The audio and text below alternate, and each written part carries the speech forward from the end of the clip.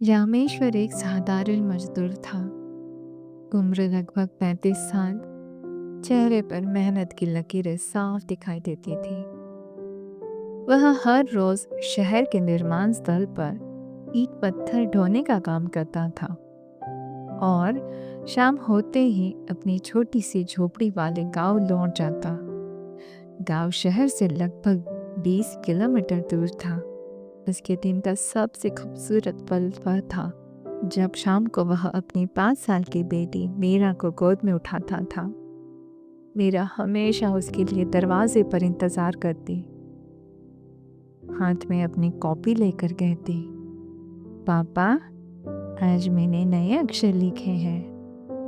और रामेश्वर का थका हुआ चेहरा पल भर में ही मुस्कुरा उठता। लेकिन उस दिन सब कुछ बदल गया। काम खत्म होते ही ठेकेदार ने कहा, रामेश्वर जरा रुको, हफ्ते की मजदूरी का हिसाब करना है।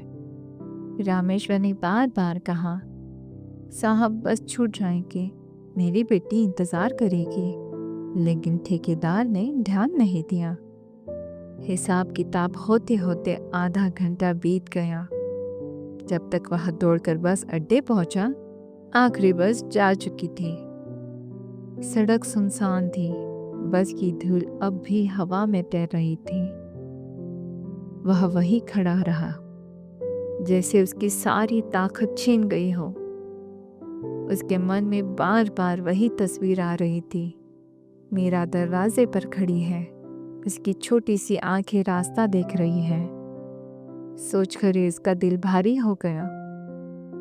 रामेश्वर जानता था कि अगली बस अब सुबह मिलेगी, लेकिन उसके दिल ने मानने से इनकार कर दिया। उसने नंगे पांव सड़क पकड़ ली। रात गहरी थी। कहीं कहीं पेड़ों की परछाइयां उसे डरा रही थी। पैर छिल रहे थे, प्यास से गला सूख रहा था।